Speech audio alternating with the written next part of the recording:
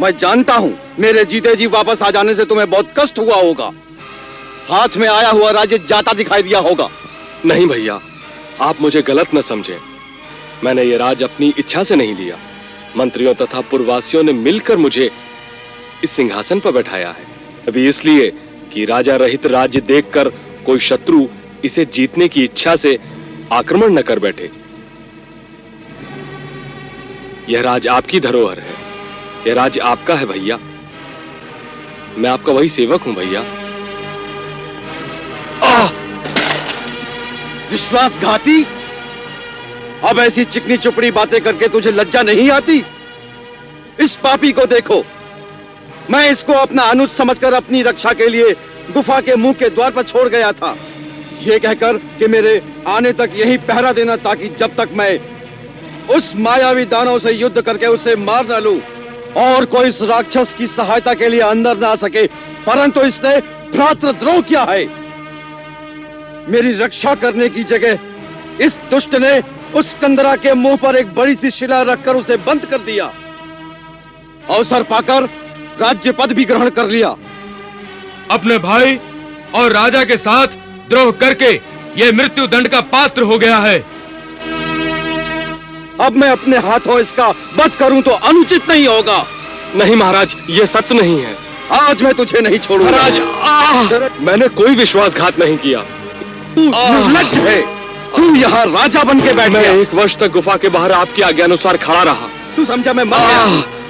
फिर जब अंदर से लहू की धार निकली और आप बाहर नहीं आए तो मैंने समझ लिया कि दानव ने आपका वध कर दिया है। छोड़ूंगा नहीं मैं आज, जान से मार दूंगा। इस डर से कि दानव मुझे भी मार डालेगा और किष्किंधा को उजाड़ देगा, तो मैंने एक बड़े पत्थर से उस गुफा का मुंह बंद कर दिया। मेरी भूल को क्षमा करें महाराज, मुझे क्षमा करें महाराज। दीर्घ काल के पश्चात एक दिन अचानक मैंने देखा कि उस कंदरा में से फेन सहित खून की धारा फूटकर बाहर निकल रही है। साथ में गरजती हुई आवाजें सुनाई पड़ी। थोड़ी देर के पश्चात वह भैरवनाथ शांत हो गया। रक्त बहता रहा। मैं बौखला उठा। मुझे निश्चय हो गया भैया बाली उस भयानक दानव के हाथों मारे गए। मैंने इस भय से आतुर होकर कि वह दुष्ट दानव बाहर निकलकर और उत्पात न मचाए, उस कंदरा के द्वार को बड़े पत्थर की शिला से बंद कर दिया।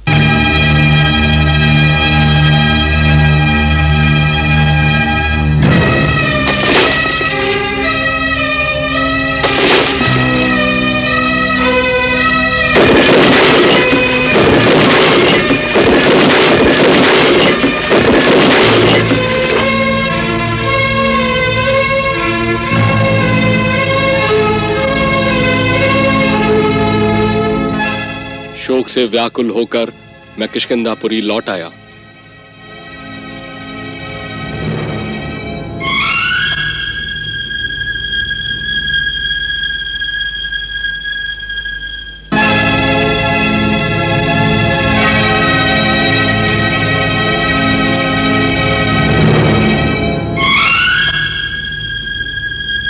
मैं जब वापस आया तो मंत्रियों ने यह निर्णय किया कि बाली के होते हुए मैं किष्किंधा का युवराज था, इसलिए उसके न रहने से मुझे राजा बनाया जाए। मैं आपसे सत्य कहता हूं कि मैं अपने भाई की मृत्यु के शोक में इतना दुखी था कि मुझे अपने राज्याभिषेक में कोई रुचि नहीं थी। परंतु मंत्रियों आदि ने यह सोचकर कि राजा के बिना सारा वानर साम्राज्य बिखर जाएगा, उसी दिन मेरा राज्याभिषेक करके मुझे राजा बना दिया।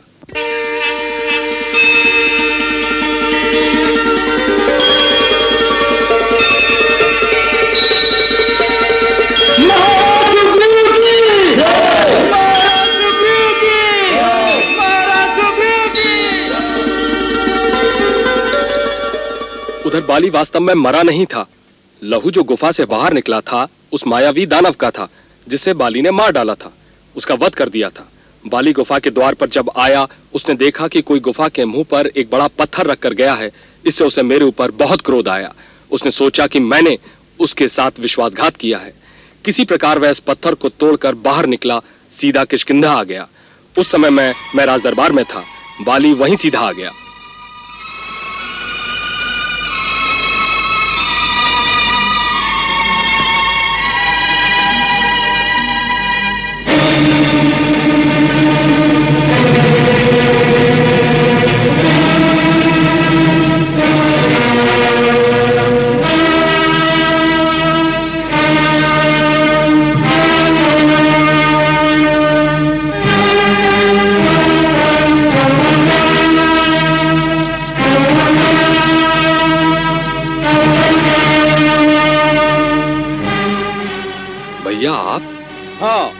मैं वापस आ गया। मैं जानता हूं मेरे जीते जी वापस आ जाने से तुम्हें बहुत कष्ट हुआ होगा। हाथ में आया हुआ राज्य जाता दिखाई दिया होगा। नहीं भैया, आप मुझे गलत न समझें। मैंने ये राज अपनी इच्छा से नहीं लिया। मंत्रियों तथा पुरवासियों ने मिलकर मुझे इस सिंहासन पर बैठाया है। अभी इसलिए कि राजा रहित राज्य देखकर कोई शत्रु इसे जीतने की इच्छा से आक्रमण न कर बैठे। यह राज आपकी धरोहर है। यह राज आपका है भैया। मैं आपका वही सेवक हूं भैया। विश्वासघाती! अब ऐसी चिकनी चुपड़ी बातें करके तुझे लज्जा नहीं आती? इस पापी को देखो। मैं इसको अपना अनुज समझकर अपनी रक्षा के लिए गुफा के मुंह के द्वार पर छोड़ गया था, यह कहकर कि मेरे आने तक यहीं पहरा देना, ताकि जब तक मैं उस मायावी दानव से युद्ध करके उसे मार न लूं और कोई इस राक्षस की सहायता के लिए अंदर ना आ सके। परंतु इसने भ्रातृद्रोह किया है। मेरी रक्षा करने की जगह इस दुष्ट ने उस कंदरा के मुंह पर एक बड़ी सी शिला रखकर उसे बंद कर दिया। अवसर पाकर राज्य पद भी ग्रहण कर लिया। अपने भाई और राजा के साथ द्रोह करके यह मृत्यु दंड का पात्र हो गया है। अब मैं अपने हाथों इसका वध करूं तो अनुचित नहीं होगा। नहीं महाराज, यह सत्य नहीं है। आज मैं तुझे नहीं छोड़ूंगा। महाराज, मैंने कोई विश्वासघात नहीं किया। तू निर्लज्ज है। तू यहाँ राजा बन के बैठ मैं गया। 1 वर्ष तक गुफा के बाहर आपकी आज्ञानुसार खड़ा रहा। तू समझा मैं मर गया। फिर जब अंदर से लहू की धार निकली और आप बाहर नहीं आए तो मैंने समझ लिया कि दानव ने आपका वध कर दिया है। छोड़ूंगा नहीं मैं आज, जान से मार इस डर से कि दानव मुझे भी मार डालेगा और किष्किंधा को उजाड़ देगा, तो मैंने एक बड़े पत्थर से उस गुफा का मुंह बंद कर दिया। मेरी भूल को क्षमा करें महाराज, मुझे क्षमा करें महाराज। तू समझता क्या है कि तू राजा बन गया? किष्किंधा का राज्य हो गया। दुष्ट, पापी, कायर, भाग के कहां जाता है? छोड़ूंगा नहीं तुझे आज मैं।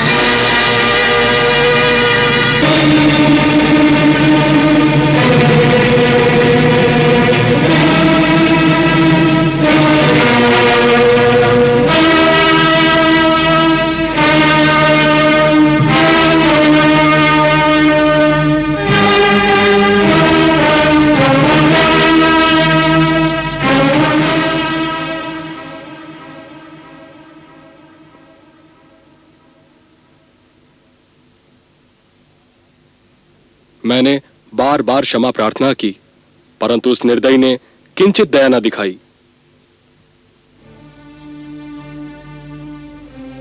उस समय वह मुझे मार डालता, परंतु मैं किसी प्रकार प्राण बचाकर वहां से भागा। उसने धरती के चारों कोनों में मेरा पीछा किया। बाली के डर से मुझे किसी ने भी शरण नहीं दी। जब मुझे कोई स्थान सुरक्षित दिखाई नहीं दिया तो मैं इस ऋषिमुख पर्वत पर चला आया, क्योंकि मतंग मुनि के श्राप से बाली यहां नहीं आ सकता। सारी धरती पर यही एक स्थान बाली से सुरक्षित था। परंतु ऋषिमुख पर्वत पर वो क्यों नहीं आ सकता? बाली ने जब दुंदुभी नाम के दानव को मारा था, उसके मृत शरीर को दोनों हाथों पर उठाकर बड़े वेग से 4 कोस दूर फेंक दिया। वेग से फेंके गए उस दानव के मुख से निकली हुई रक्त की बूंदें हवा में उड़कर मतंग मुनि के आश्रम पर गिरी।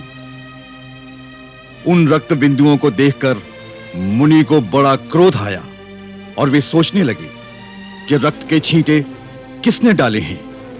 मुनि ने आश्रम से बाहर निकलकर देखा कि एक पर्वताकार भैंसे के रूप में निर्जीव राक्षस धरती पर पड़ा है। उन्होंने अपनी तपस्या के प्रभाव से जान लिया कि यह वानरराज बाली की करतूत है। अतः क्रोध में आकर बाली को बड़ा भयंकर श्राप दिया।